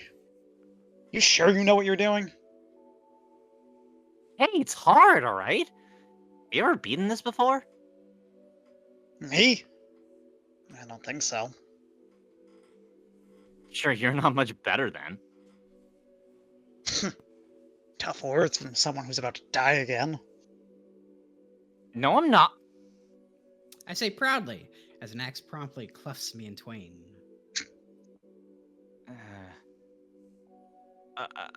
I'll get it next time. Uh-huh. Marruk duly notes as he rests his head. Marruk duly notes as he rests his head on his arm, a smile slowly creeping along his muzzle. The dim light from the game dancing off his short fur as idle thoughts simmer behind his eyes. I find myself almost wanting to reach out and what? What'd I do? Pet him? Scratch his ear? He's messed with my hair before. Is it the same? No, surely not. Instead, I respawn and keep running my head into the wall. Pet the dog. A mark or so passes in abject silence, only interrupted by a few snide remarks from the world's most unhelpful security chief. He still insists on not picking up the controller, but he has at least pointed me in the right direction a few times. I even beat a boss. Just one, though. I found a few others, but they've all hastily turned me into Karain paste. Marruk says that's normal, and I just hope all Karain video games aren't this hard. Yes, it is. Or this violent. There's still plenty to explore, though, and the world itself is quite beautiful for only being rendered in mute tones. I ask if the world here is based on anything, but he says it's all just fantasy. Another mark or so passes, and I feel myself getting a little drowsy. Yawning, I go to put the controller down, but Marruk, now seemingly more invested than ever, pipes up. You done? Yeah, I think I may call it here. I gotta figure out what the fuck I'm doing tomorrow if you're gonna be busy all day. Let's see if Tia will let me follow her again. She'd probably love that. Doubt she'd ever say no to having another person to pester. But, here. Give me the controller. Hey. You want to save it, don't you? Oh, yeah, thanks. He grunts and seems to lock in my progress before lingering on the screen for just a bit too long. Those, your saves? Huh? Oh, one of them is. Figure the other, came with the game or something. Never bothered deleting it. So, which was yours? This one. He scrolls up to the one with fewer marks logged and hovers over it before surprisingly loading it up. I recline in his chair, leaning towards him as he half dangles off his bed, arms to the side, holding the controller away from himself. His head resting gently on it at an uncomfortable angle on his nightstand. It doesn't look very comfy, and yet I've rarely seen him calmer. His character, much more well equipped than my own, is in a flawless temple or castle of some kind. Light streaking through the windows in a very impressive low-poly display. Yeah. I remember why I stopped playing now. Yeah? Yeah. This area fucking sucked. Way too many nights that follow you through the whole place. The boss is a real bitch. It's got 2 phases, watch out for that. Spoilers. I mockingly let out in a low tone. For someone who had no interest in playing, he makes no mention of stopping as he walks through the temple, adorned with dim golden light. The veneer fades, however, and the world grows darker and more decrepit. Thorns and jagged edges bleed into the architecture as life leaves the land. So, is this the end of the game? There's a very dramatic aura about this place. Yeah? Is that what your English major is telling you? Fuck off with that. No. This is about halfway. Maybe less. Jeez. Long game then, huh? Eh. Words fail him as he dodges about his more heavily cladded foes. Eventually, he even makes it to what could only be a boss arena. A hotbed of broken digital bodies and lingering shadows. A cutscene plays. One of the hundreds of festering cranes stands up. It can barely move under the weight of its own atrophied muscles and burnt flesh. They say something, probably a profane insult to our hero's journey, before picking up a rotten sword in their one good arm. An armor of darkness unveils them, and the fight begins. I try and give him some time to breathe, but it seems the boss does not. Rushing our hero, the first slash comes out and Marruk is late to react. He dodges a few of the attacks, but it's not even close. He's dead within a minute. Oops, sorry. You weren't kidding about him being tough, huh? Now I'm really remembering why I don't play this anymore.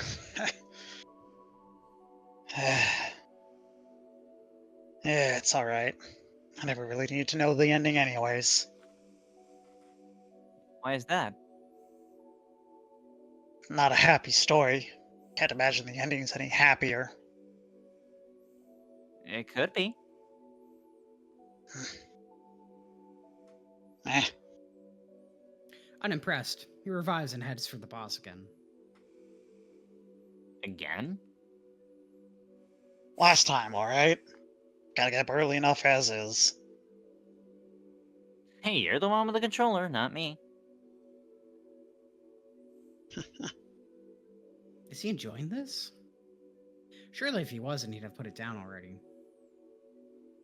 Maybe it's just nice to come back to after all this time. He enters the room and skips the cutscene. Surprisingly, he does pretty well. He stumbles a lot, but he actually manages to get him low. Although from what he said earlier, he's far from done. With one last cut, another cutscene plays. The burnt crane stumbles and barely manages to catch himself on his blade. He says something to himself as a tear drops from his helmet. Then the darkness recedes, only to plunge its way through him. It pierces what's left of his flesh, carving into the begotten night. The armor reforms, twisted and grotesque. His one arm now malformed, blade oversized and ripe to cut. And from behind his helmet, only one piercing eye remains. It's clearly not a fair fight, but he's surprisingly holding his ground. You think you can do it? Not with you distracting me. Never stopped you before. Things rarely do. Still on the back foot, his strategy seems to emphasize damage avoidance. It's slow and tedious, but he's alive. Barely. It's not until the boss causes a cataclysm of spears to rain from the sky does he finally perish. The poor knight never stood a chance. Yeah. Figured as much. I mean, you hit it pretty damn well. Thanks. Yeah, he always used to give us trouble. Seems nothing's changed. The word slips out as he brings up the pause menu.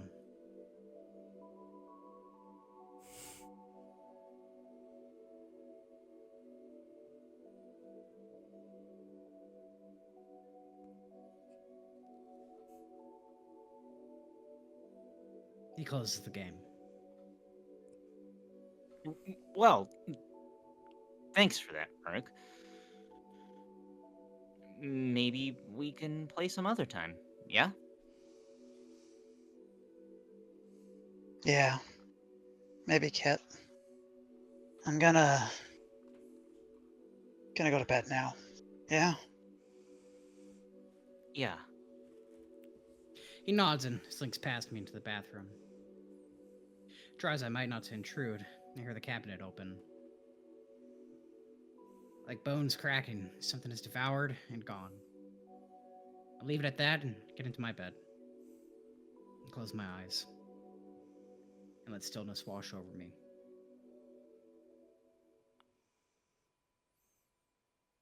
There we go. The Oh, Marruk wasn't even an hour. and Rowan tragic situationship is full Yeah. steam ahead. Oh, this is gonna be a short recording, but oh my god. This is gonna be a short one. I forgot that was a bit shorter. Oh well. I feel vindicated because that's precisely where my brain went, literally as soon as it said 2 files. I for some reason Actually, gonna clicked go it back later, quick but I and make mean, a save. like, ah, so lovely. Is it? So do you firmly believe that it's a tragic situationship with Ron, or do you think it's something else? I think it's Marruk and Rowan had a bad breakup over something. Yeah, that's my theory as well. I think it's Mhm. something else. You think it's something else? I think it's gonna end up being something else, honestly. I can't say You for think it- certain what yet. Do you think it's somebody who died and Rowan I think couldn't it's- save them? I think it's somebody who died. Hmm. And I think it's probably related to the accident still. Yeah, Mm. and I feel like It's Rowan just a- probably played some part in it, and Marruk can't really forgive him. Yeah. Perhaps, but at this point, I feel like if there was another person, then we probably would have like had them alluded to by now. True. Oh, we- Unless maybe. I mean, I feel like if you poured over some of what T might have said over time, there's a strong possibility she dropped something that we might have overlooked. Possibly. I've re-listened to the recordings Here I though, am, and I've... Gary. There you are. Um, I've listened over to the recordings though, and I don't remember everything Tiu says. Like whenever she's like concerned about Marruk is in regards to him himself. So I kind of doubt that, unless the only avenue I can maybe see, and this is very abstract, so bear with me on this. But what if, by some weird chance, considering how some of the breakthroughs from like that particular accident was down in the like maintenance tunnels, what if there is another person, what if they're the monster and that's like their lingering spirit in there? Like what if like the actual like maintenance tunnels are haunted and it's starting to affect Tucker's dreams, and that's why he had the most vivid experience with the monster in those tunnels, because that's where like the ghost resides. I'm gonna say, as things currently stand, I would be surprised if this ended up going into the supernatural when it seems to be leaning primarily towards the sci-fi. Question then: if it's if it is gonna say more sci-fi, is it gonna be some kind of experiment that went wrong? Almost certainly, I think we've established that that's the case. Yeah, I mean, as opposed to like a ghost is what I mean. Oh, no, I think that's just PTSD and psychological trauma manifesting in different ways. Mayhaps. Mm-hmm. Like there's I think we are going to get the mundane answer on that one. Mayhaps, but I don't know. It's a theory at the very least. Just because, like, there needs to be some sort of setup, and from what I know, there has not been any. And there's been a lot more setup into, like, Rowan and Marruk's reactions to each other. Like, they haven't had to say anything, but, like, judging by just how the two behave in each other's presence, it's very, like, there's a lot more stock in that. From my perspective for now, but we'll see. I agree. They definitely react to one another more strongly. Mm-hmm. So it'll be interesting to see. I do lean toward it being Rowan and Marruk. However, there being a third party involved would be very spicy. Deliciously spicy. Once we finally figure it out, I'm gonna write a fan fiction about them being cute and lovey. Hey. We gotta have a little fluff in here. I have a feeling the next build is gonna be super fluffy. Oh, I cannot wait. I'm gonna write another fan fiction about them being cute and fluffy, but also they now have a polyamorous relationship with Tucker. And you know what? throw in Marrowyn too. It's like the Sydney route of this series is the poly route. That's what everybody finds after.